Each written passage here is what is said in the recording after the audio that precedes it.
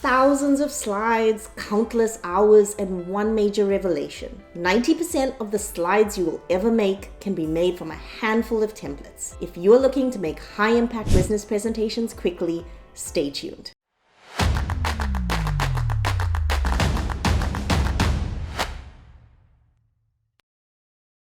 I am Ramona Moodley, a former McKinsey consultant with a passion for slide making.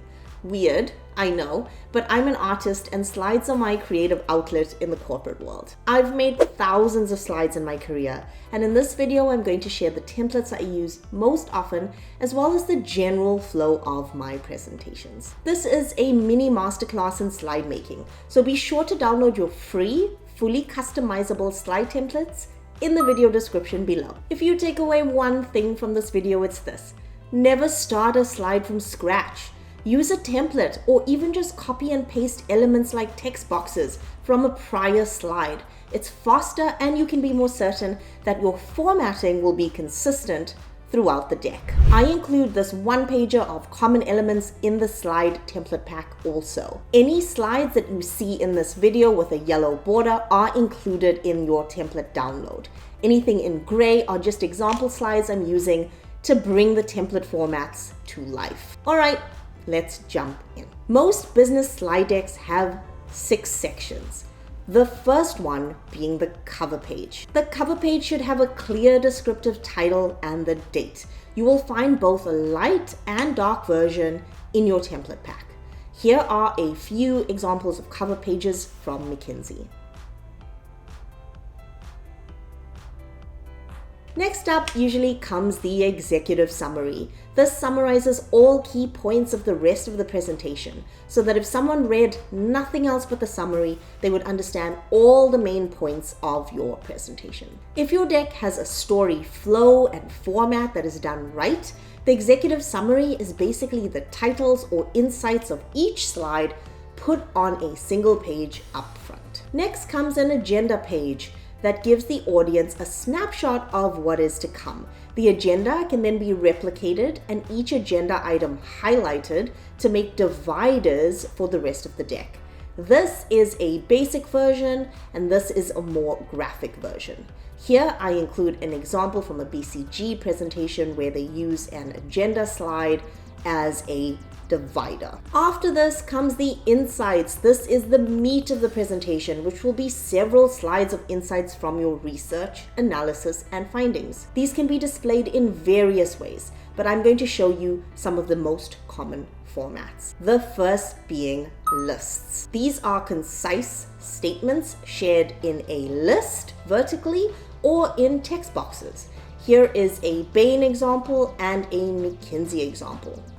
Don't be intimidated by the more visual look of some of these examples. Many of these slides come from slide decks published to the public, and companies like McKinsey pay graphic designers hundreds of dollars per slide for them to look this way. Everyday slides don't need to look like this, but I'm showing them to demonstrate the slide structure at work. Next up, we have text tables. Here there are a number of rows or columns with headings shared in the top row or the first column. Text tables are the most common slide format because almost anything can be displayed as a table. Here are a few examples.